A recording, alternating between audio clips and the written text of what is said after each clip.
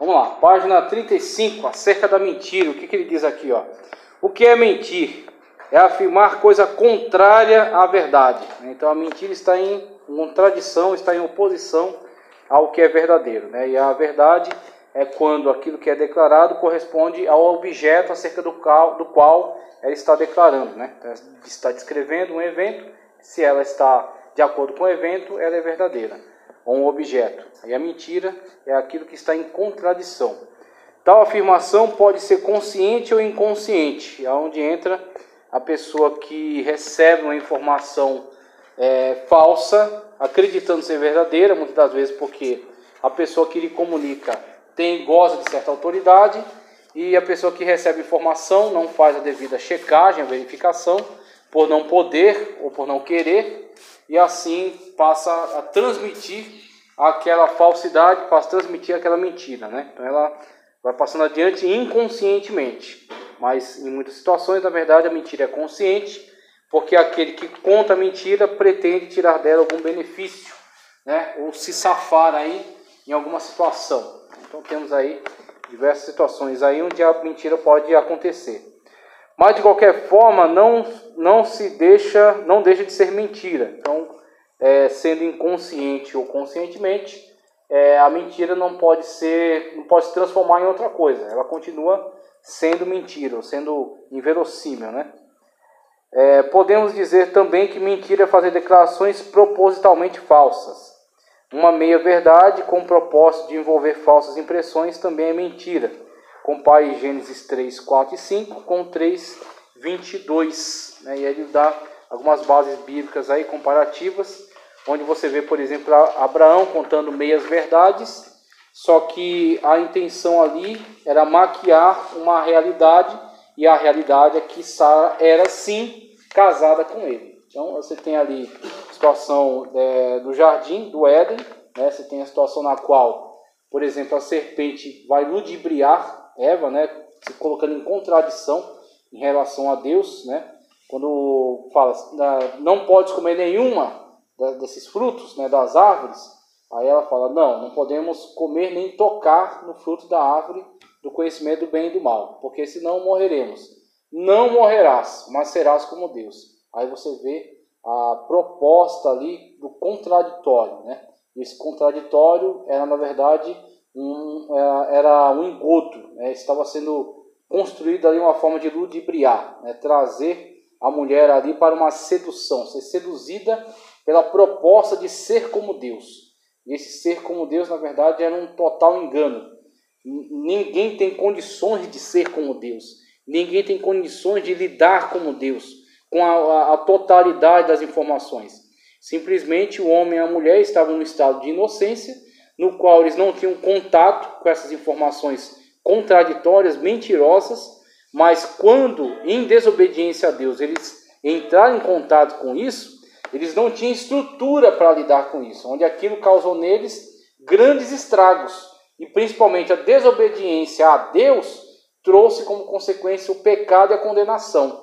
E aí o peso da condenação de Deus caiu sobre eles, e isso, na verdade, vai sendo comunicado até nós. Nós estamos ainda nessa situação de pecaminosidade em decorrência deste engodo, dessa mentira.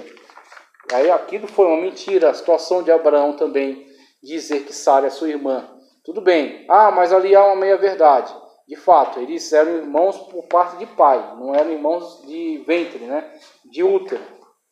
Mas eram irmãos por parte de pai, eram meio-irmãos.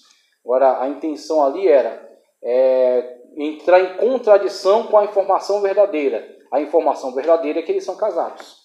Agora, em decorrência do risco de se saberem que eles eram casados, na situação em que eles estavam no Egito, e Sara era uma mulher formosa, e aquilo ia atrair a atenção dos egípcios para ela. Se eles soubessem que Abraão é o seu marido, logo Abraão correria risco de vida. Então Abraão, alguns podem dizer que ele contou uma meia-verdade, mas na verdade o que ele contou foi uma mentira completa. Tá certo que ela não era, na situação, a informação relevante não era que ela era sua meia-irmã, e sim que ela era sua esposa, ok? Mas aí onde entra, o homem cometeu um erro, sim, contou uma mentira. Só que tem que ser analisado os fatores, a situação, o contexto, né, o porquê, porque esse homem se valeu desse recurso. Não é que deixa de ser mentira, continua sendo mentira do mesmo jeito. Só que existem situações atenuantes, ou existem situações agravantes. E é onde você vai perceber que Abraão estava com medo. Abraão estava tentando cuidar da sua vida, não perder a sua cabeça. E é onde Deus, de fato, como misericordioso que é, benevolente que é, Deus interfere na situação, não permitindo que haja ali uma vergonha, né, para Abraão, que seria o faraó ter relações com a sua esposa Sara. Então Deus impede, né, esta iniciativa. Deus ali entra na mente de Faraó e fala diretamente com ele para não tocar no seu ungido, né, e para restituir a sua esposa. E além de restituir a sua esposa, ele ainda lhe dá presentes. E aí Abraão volta do Egito debaixo da misericórdia e da proteção de Deus. Então veja, ele de fato, numa fraqueza que é típica dos seres humanos, numa situação de pressão, numa situação de risco iminente, ele se valeu dessa mentira. Mas Deus que vê o coração, Deus que vê as intenções, Deus que sabe a verdade das coisas, de todas as coisas, analisou a situação e sabia que o que Abraão precisava naquele momento era livramento. Que é aí onde entra. Por isso que é maravilhoso, é maravilhoso, é maravilhoso quando Jesus diz assim, ó. Eita, palavra maravilhosa essa, viu? Quando Jesus diz assim, ó, não julgueis para não seres julgados, pois com a medida com que julgades, vos julgarão a vós e acrescentarão ainda. Por quê? Além de você julgar e estar colocando a sua medida sobre aquela pessoa, você ainda está tomando a liberdade de se colocar como juiz. E aí onde entra, além de você ser julgado, ainda alguém vai dizer, você não deveria nem ter tido esta audácia, essa ousadia, né? E é onde você tem que diferenciar. Uma coisa é eu julgar as pessoas pelo meu critério. Quem disse que a pessoa tem que atender aos meus critérios? Quem sou eu para impor sobre as pessoas os meus critérios? O que eu acho bonito. Eu acho isso aqui bonito, né? Eu acho bonito a Brasília amarela, para mim é a coisa mais linda do mundo. Então todos que tiverem Jetta preto, tiverem Ômega vermelho, tiverem Audi prata, para mim é tudo porcaria. Para mim bonito é Brasília amarela. Tá, mas quem disse que eu imponho o meu gosto, a minha noção de belo e de bom sobre as outras pessoas? E é onde entra a questão de você tomar cuidado para não medir os outros pela sua régua. Agora é muito diferente, e é totalmente diferente, de você instruir, ou exortar, ou alertar as pessoas em relação à Sagrada Escritura. Aí onde a pessoa fala, você pega a Bíblia Sagrada e fala, você sabia que o que você está fazendo é pecado? Você sabia que o que você está fazendo é errado? E a pessoa olha para você e diz, não julgueis. Aí você diz, eu não estou julgando. Quem está julgando é quem tem condições de julgar. Porque eu não posso julgar, mas Deus pode. Aí é a Bíblia que está estabelecendo um juízo. E a medida, tá certo? O prumo da Sagrada Escritura, ele é tanto para a pessoa quanto para mim também. É tanto em relação a com quem você está falando, quanto em relação a quem fala. Ela é medida. Ela é o prumo, né? Ela é a diretriz, é o cânon sobre todos nós, sobre todas as pessoas, tá certo? Regra de fé e conduta, ou regra de fé e prática, ok? Então uma coisa é você julgar a pessoa estabelecendo o seu parâmetro, a sua forma de ver o mundo, os seus gostos, as suas ideias. E outra coisa muito diferente é você esclarecer ou exortar ou alertar a pessoa em relação ao parâmetro bíblico, o padrão bíblico, que é onde entra. Você não estará julgando por você, tomando para você a autoridade de julgar, mas você está permitindo que Deus julgue as pessoas por meio da Escritura. Aí ele sim tem esse poder, tem essa autoridade. Então voltando aqui para a questão, a gente colocou Abraão. Por que eu suscitei essa questão do juízo? Porque é muito fácil você julgar Abraão. Abraão mentiu. Pronto. O que Abraão merece? Merece que Deus arrebente com ele. Merece que Deus condene ele, que Deus jogue ele no inferno e que Deus não dê livramento a ele. Só que é onde está a questão de você impor o seu padrão, você impor o seu juízo, a sua perspectiva. E onde Deus, ele não olhando como nós olhamos, não tendo a nossa perspectiva falha e limitada, Deus olha para a situação e vê a essência do que está acontecendo ali.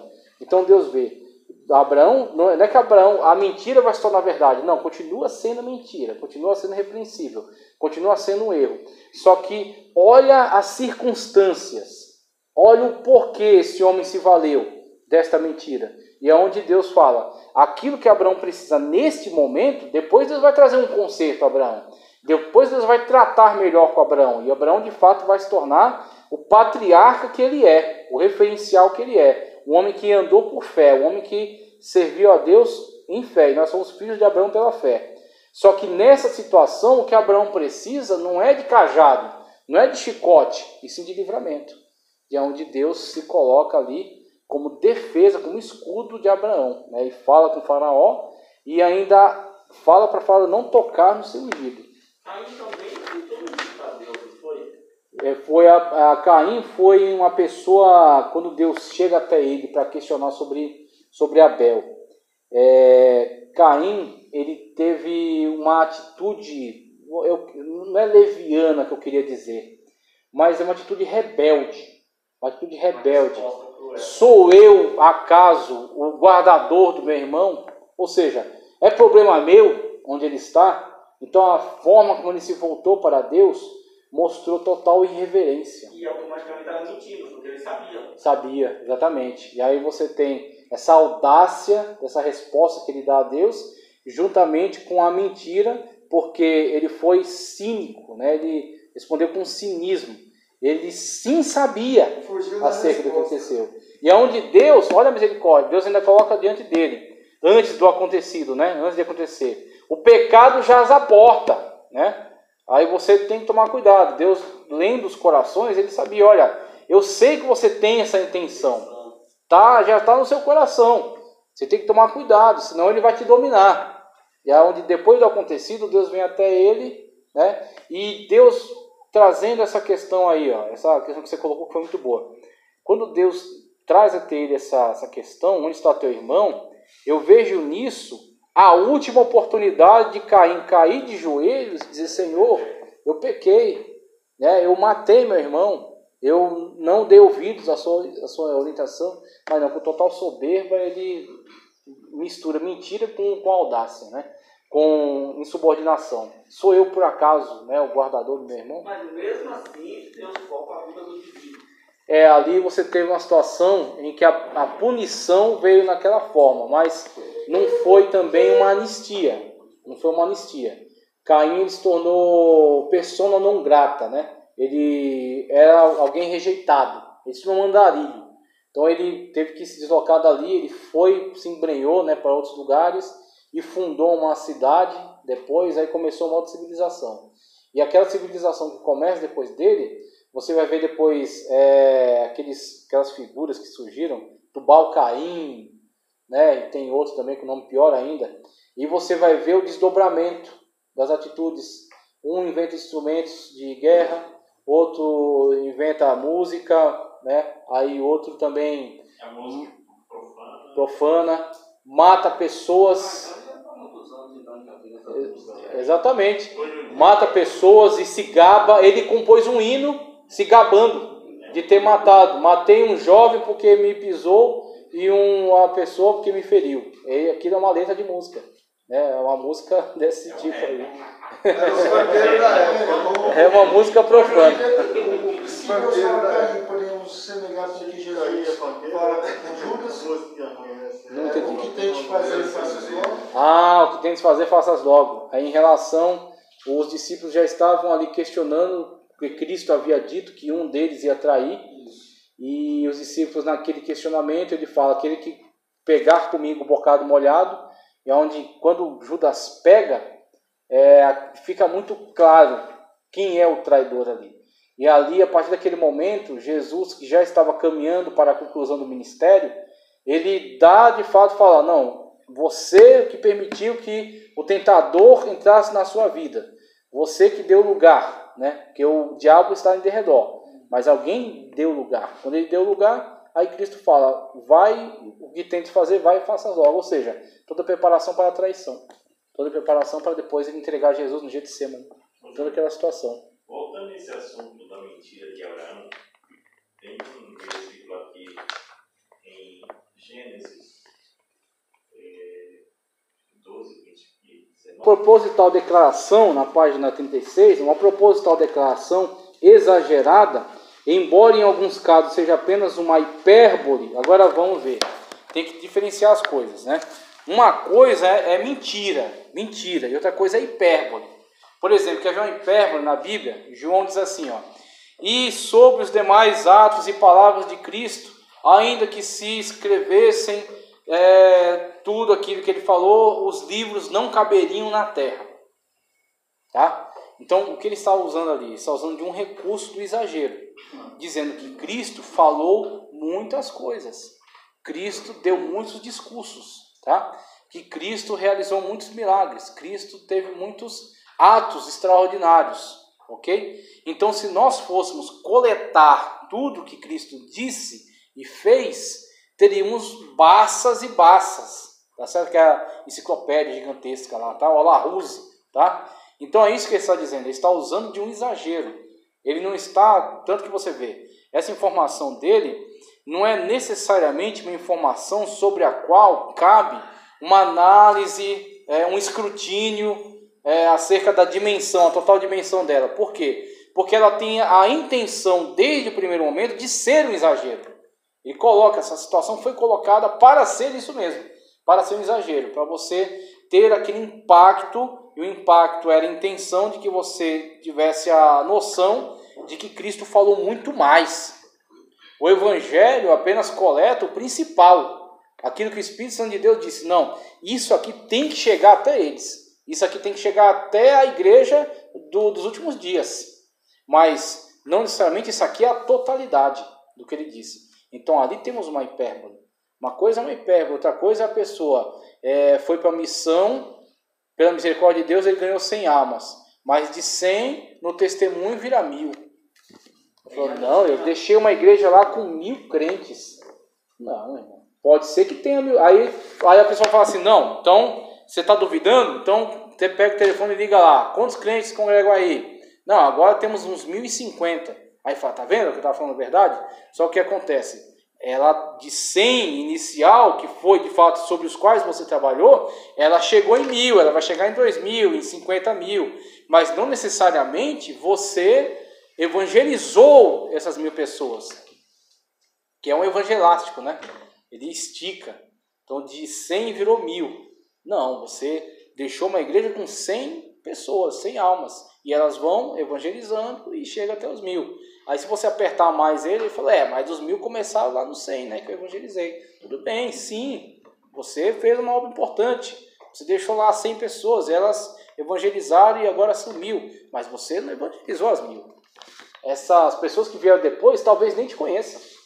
Você deixou lá aquelas 100 almas, aquelas 100 pessoas. Então ali temos uma hipérbole, aqui temos uma mentira mesmo.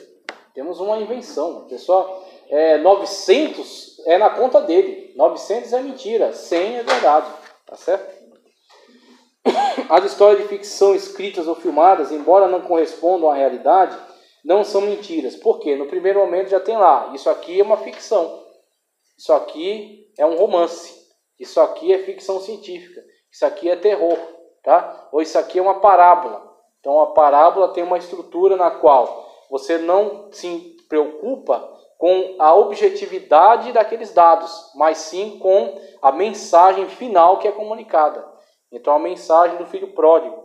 O que importa não é saber qual o nome, CPF, RG, endereço do filho pródigo, mas sim saber que ele era uma pessoa que era pródigo, gastava, né, de uma forma irresponsável, abandonou a casa do pai para viver essas aventuras, mas se arrependeu, voltou e obteve perdão do pai. Então o filho pródigo pode se apresentar em quaisquer sociedades e a qualquer momento. Você tem na igreja diversos casos de filhos pródigos, que também, ouvindo essa mensagem, pode vir o arrependimento e se reconciliar com o pai. O que importa é a mensagem, não os dados objetivos. Então não é uma mentira, ela tem outra intenção.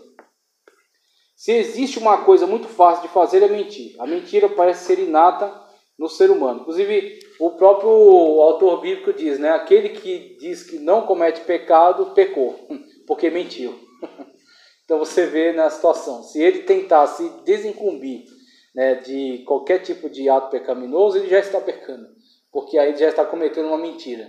Então você vê que a mentira, infelizmente, né, ela cerca, né, nas situações. A pessoa tem que tomar muito cuidado, por quê? Porque se ela não controlar muito as suas decisões, não controlar muito a sua vida, a mentira começa a se tornar a principal saída dela, a principal porta de escape.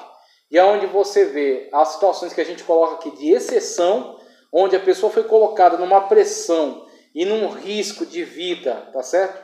Onde ela se valeu desse recurso esse que ela mesma rejeita, que é uma situação de exceção, ou situações onde a pessoa necessariamente deveria dizer a verdade, e a verdade, mesmo que lhe traga algum desagrado naquele momento, ou até algum certo prejuízo, mas ela sim pode ser declarada e deve ser declarada, e ela começa a adotar a mentira como a sua prática de vida. E é onde entra a destruição do seu caráter, a destruição do seu testemunho. Pode falar. Mas ela não vai virar verdade, contada muitas vezes. Isso aí é uma falácia muito perigosa, tá certo? Eu me esqueci qual é a fonte, qual é a origem dessa falácia. Eu acho que esse negócio é do Mein Kampf, de Hitler. Esse negócio, uma mentira contada muitas vezes torna-se verdade. Por quê? Você tem a intencionalidade de promover uma ideologia, por exemplo. Você sabe que isso hoje, onde está isso aí implantado hoje? No fake news. Tá, eles vão ali martelando aquelas falsidades. Os caras, eles soltam uma mentira mesmo. Uma mentira. E aí acusa a outra pessoa de mentir. Exatamente. Que negócio louco. E a pessoa que propaganda esse fake news também não está mentindo? Sim, exatamente. Aí ele se torna parte da corrente, né? Aí ele tem aquilo que a gente leu no começo, consciente e inconsciente. Agora, até o inconsciente também não é totalmente inocente. O leitor não vai saber que uma notícia que saiu aí é mentira, 100% é mentirosa. Sim, pois é. Então, aí o que ele acontece? Está sendo enganado. Até o momento que ele não sabe, ele está sendo enganado. Está sendo enganado. Aí o que ele faz? Se ele vai, não, eu quero compartilhar isso aqui. Ele fazer pelo menos uma verificação básica, né? Entrar em outros lugares e ver se tem outras pessoas falando também sobre isso, né? Porque, assim, a única pessoa que pode dizer, não, ninguém mais tem essa informação, só eu. A pessoa que participou dos eventos. Então, ela é o autor dos eventos, ela está realizando aqueles atos. Ela fala, não, eu vou começar a anunciar as minhas intenções. Pronto, claro, só ela vai saber, porque a intenção partiu dela. Mas se é um fato ocorrido, outras pessoas estão veiculando também. Aí a pessoa pega o fato e começa a pesquisar. Não, só essa pessoa está dizendo. Será que essa pessoa tem informações tão privilegiadas assim? E aí ela, pelo menos um alerta tem que acender, né? Aí ela pode evitar ser propagadora de fake news, evitar ser propagadora de mentiras. Que a mentira, para se tornar forte, ela precisa dessa ferramenta de propagação. Que é onde entra, não, recebi a informação do pastor fulano de tal. Aí você não sabe muito sobre a informação, mas você sabe quem é o pastor fulano de tal. Aí a autoridade dele endossa aquela informação. Poxa, mas o pastor ia me passar uma mentira? Mas às vezes ele mesmo foi enganado. Aí onde entra a questão. E é muito perigoso porque isso se tornou hoje uma ferramenta de manipulação extraordinária. Uma ferramenta de manipulação através da mentira. E o cara cria mentira, como o pastor falou. Ele cria mentira e atribui ao outro. Ele inventa, propaga e diz que foi fulano que disse. Aí fulano vai, eu não disse nada. Eu não falei, eu não dei nenhuma declaração dessas. Foi uma ponte. Exatamente. Então hoje a mentira, ela está centralizada como uma ferramenta nesses meios de comunicação. Uma ferramenta útil. E aí você vê a situação que vocês conhecem. Aquela mulher no litoral, foi em Cubatão, foi em Santos, que espalharam, olha só como o encadeamento de equívocos. Cubatão, né? Divulgar um retrato falado de uma pessoa, tá certo? Eu acho que o crime cometido pela pessoa do retrato falado nem tinha relação com crianças. Era um outro crime. E tinha um retrato falado. Aí pegaram o retrato falado de outra fonte, divulgaram nesse lugar, nesse local, como sendo o retrato falado de uma pessoa que estava sequestrando crianças, porque esse era o crime ali. Estavam sumindo crianças. E aí, qual foi a divulgação? Pegaram o retrato falado de uma pessoa de outro lugar que cometeu outro crime. Divulgaram ali, dizendo que aquele era o retrato falado de uma pessoa que estava sequestrando crianças para ritual satânico, para fazer rituais. Aí pegou o retrato falado, aí entra outro elemento, uma coincidência. O retrato falado não é uma foto, meu irmão.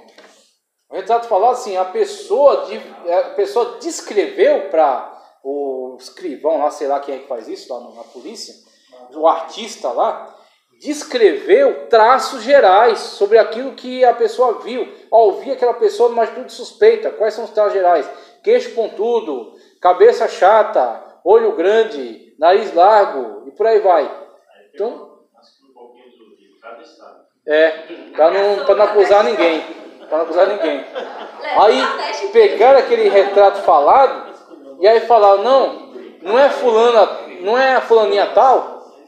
A mulher que morava lá, que não tinha nada a ver com isso. Nada a ver, estava cuidando da sua vida. A mulher, mãe de 2, 3 filhos, né? Cuidando da sua vida, trabalhando. Falar da caricatura, né? Caricatura, é. Faz sentido. A pessoa chega, aí aquelas pessoas que receberam aquela divulgação falsa já conspiraram ali para formar uma equipe, para quando a mulher chegou, não deram nem chance dela abrir a boca para explicar. Já pegaram ela apanhou sem saber por quê. Apanhou e foi morta, espancada. Já pensou que brutalidade, né? Já pensou que coisa boçal. A pessoa morreu espancada sem saber nem por quê. Aí você vê o que é mentira. Fazem muito hoje, eles pegam fotos até originais. De Originais. outras situações, de outros lugares, de Sim. outro acontecimento, vai lá e planta ali. E essa questão da mentira, do fake news, foi muito usada no período nazista. Foi O muito usado. ministro, que era braço direito do Adolfo Hitler, pagava as pessoas para sair divulgando Isso a mesmo. mentira. Exatamente. E essa frase, a mentira contada várias vezes, torna verdade, vem dele. Não lembro o nome dele. Sei que ele era o Não era o Hummels, não, né? Não, eu acho que é Joseph. Não lembro. Eu sei que essa frase ela aparece no Mein Kampf também do Hitler, no livro dele, né? O Mein Kampf, minha luta. E ela já foi usada, né? Dentro do Partido Nazista para divulgar mentiras acerca dos judeus, divulgar mentiras acerca dos poloneses, que também sofreram muito com os alemães, para autopropagação. O cara cria uma mentira sobre os grupos para fazer com que a população se volte contra eles, né, tenha medo deles, ou tenha raiva deles, tenha ódio deles, e assim se autopromove. Então veja a mentira como ferramenta de afirmação política. Né? Tudo isso era o papel do ministro do Hitler. Só fazia dar o veredito final. Esse ministro dele criava as mentiras, levava até Hitler ia lá e... Foi a ferramenta deles. Foi a ferramenta de... No meio dos evangelhos também não tem fake news. Infelizmente tem, né?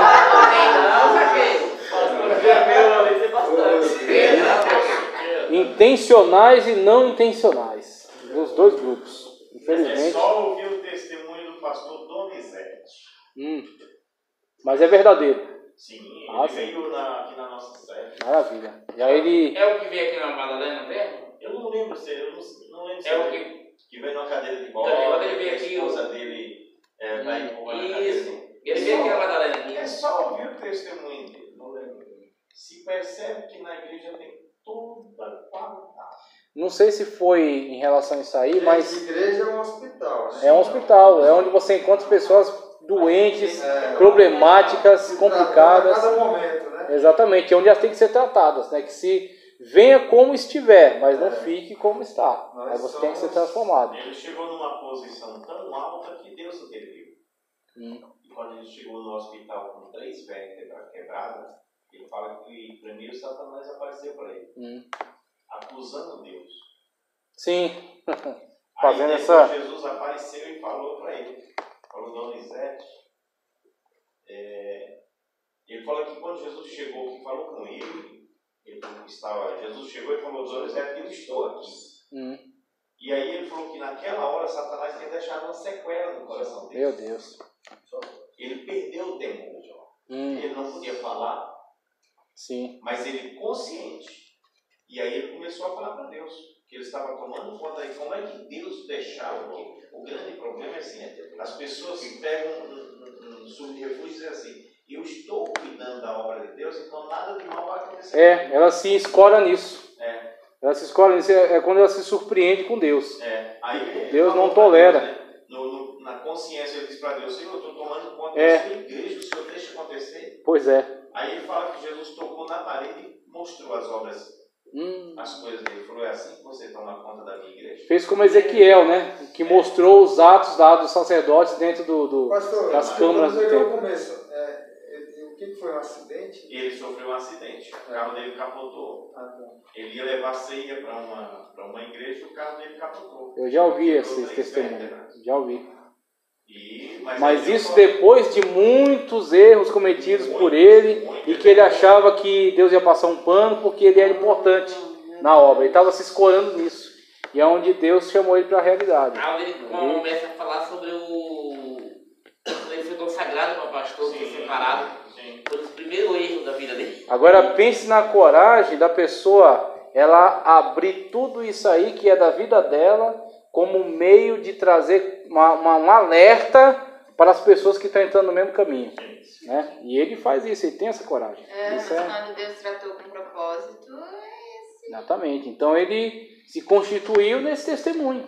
Tanto que Deus falou para ele, aonde você for, conta, porque existem muitos na minha igreja. E aí ele se tornou um alerta agora quando isso aí. Ele é a prova viva do risco, do perigo desse tipo de atitude, né? A mentira é tão oposta à verdade quanto as trevas à luz. E, no entanto, os profanos a apreciam tanto quanto apreciam a noite, em detrimento do dia, para praticar seus pérfidos propósitos. Deus não pode mentir, por isso a mentira nunca é atribuída a ele, mas aos homens. Quando prestam falso testemunho, Provérbios 6,19, o Senhor Jesus nunca mentiu, 1 de Pedro 2,22, portanto devemos seguir o seu exemplo como seus imitadores, Mateus 5,48, olha o texto em tela ali, A falsa testemunha não ficará impune, e o que profere mentiras perecerá. Então ele toma Deus como seu adversário. Quando ele se abraça com a mentira, ele faz dela o seu recurso principal, ele sempre se vale dela para se safar de situações, ele toma Deus como seu adversário. Então Deus ele começa a observar essa intencionalidade, começa a observar essa prática reiterada, e Deus vai começar a colocar laço, meu irmão. Começar a colocar laço para a pessoa cair. E quando Deus faz isso, eu digo para você que ainda não é a ira de Deus, é a misericórdia. É o plano da misericórdia ainda. Deus põe laços para a pessoa cair e a sua mentira ser exposta. Que aí é onde vem a cura. Ele é envergonhado, é humilhado, e aí ele percebe que ele construiu a vida dele em cima de mentiras.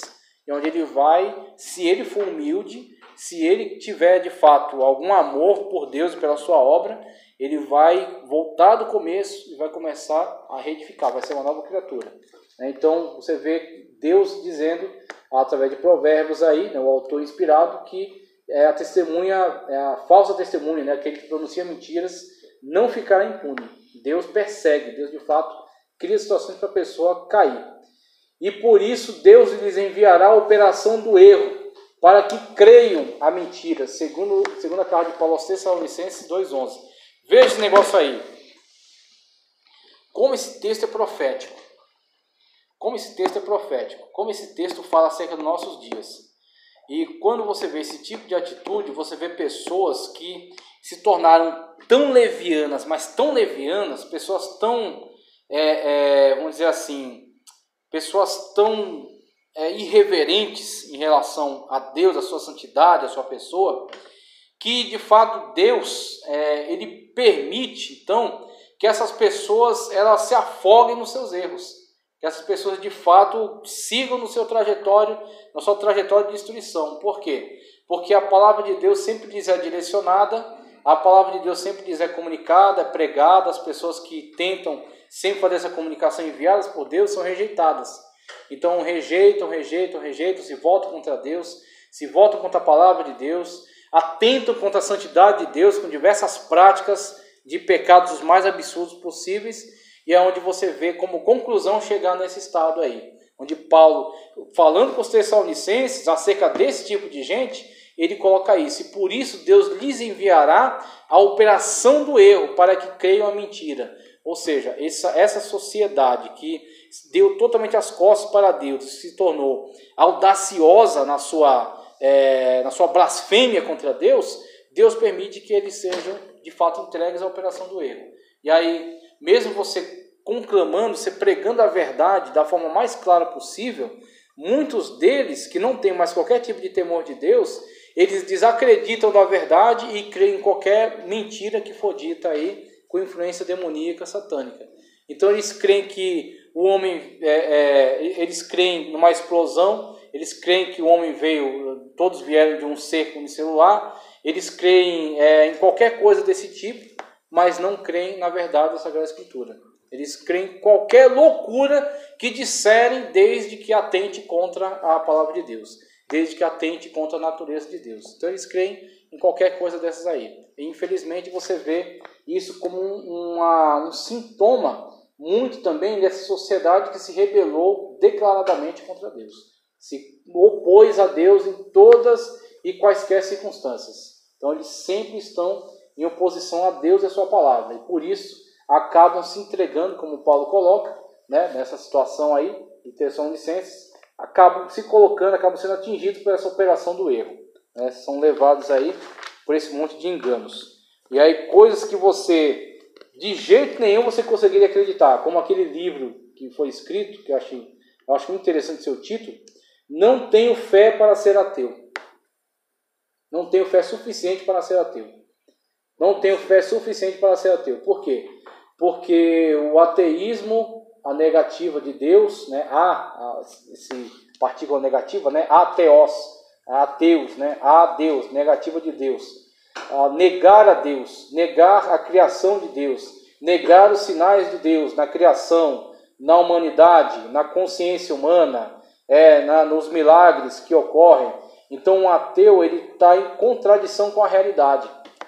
Ele está sempre olhando para a natureza e dizendo: essa natureza existe porque ninguém a criou, ninguém organizou essas coisas, ninguém deu ordem a esse sistema, ele existe por si mesmo, ele se autocriou, ele se auto-organizou, as coisas se organizaram sozinhas, os sistemas passaram a funcionar por livre e espontânea vontade, e assim vai. Ele vai constantemente negando a realidade. Então, para ter uma condição de negar toda a realidade à sua volta que fala acerca de Deus, o autor disse: não tenho fé suficiente para ser ateu. O ateu, ele tem que cada dia travar uma batalha. O controle da vida, eles entendem como? Então, eles entendem que é sempre um processo que eles chamam de randômico, ou seja, é voluntário. Então, as coisas voluntariamente passaram a existir, sozinhas. As coisas se organizaram e passaram a existir. A primeira célula que surgiu, que eles dizem que tudo surgiu de um ser único, né? E vai se desenvolvendo pela seleção natural, vão ficando aqueles que são mais fortes. Então, a primeira célula, né? Todos os componentes para uma célula, né? O núcleo, o citoplasma, membrana, né? Todos aqueles, o RNA, o DNA, tudo aquilo que constitui. Todas essas coisas, sozinhas, elas se agruparam, ao acaso, né? Então tinha lá, depois do Big Bang, ficou lá a Terra, numa matéria incandescente, vieram os oceanos, que foi uma condensação, né? Depois da explosão, que ficou aquela massa incandescente, depois vieram os oceanos, e no meio desses oceanos aí, os elementos constituintes das células, sozinhos, sem ninguém orientar, eles se encontraram, e aí também, sem ninguém dar um start, a vida começou ali e começou todo o processo de respiração e de transformação do metabolismo, até que também, sozinho, ele saiu das águas e virou seres. Então, sempre um processo que eu chamo de randômico, né? Então, é voluntário, só por si mesmo. E é onde entra toda a complexidade da vida e toda a negativa dessa possibilidade. E é onde a questão de você ter o ateu como alguém que está sempre em contradição com a própria realidade. Onde você vê toda a complicação dele para viver. Um ateu militante é sempre a pessoa mais nervosa, mais estressada, mais aguerrida, tá certo? Aquele que no debate se prolonga mais, porque ele está sempre em contradição. É onde você encontra essa situação. Querendo convencer os outros, né? Dessa situação. Pode falar. Você já viu o doutor Enéas, quando era vivo, ele tem um vídeo dele, ele falando sobre Deus, explicando Deus. Eu vi esse vídeo, é maravilhoso. Eu compartilhei. A quantidade de informações. Uma célula só dá para fazer não sei quantos livros. Se você pegar essas informações que tem dentro do DNA e convertesse em livros, dariam tantos bilhões de enciclopédias Barça dentro de uma célula do DNA. Talvez não seja por isso que disse um segmento. Jesus fez, não caberia os livros, né? Exatamente, maravilhoso. Pensando nisso, quando eu vi esse vídeo, doutora Enéas falando sobre Deus. Verdade. Maravilhoso. O título desse livro também poderia ser Não Sou Louco o Suficiente para Ser Ateu. Verdade, também poderia ser. Caberia muito bem. Vamos fazer um intervalinho para dar uma espairecida aí? Os mentirosos da fé. Isso, aí a gente entra para essa categoria aí.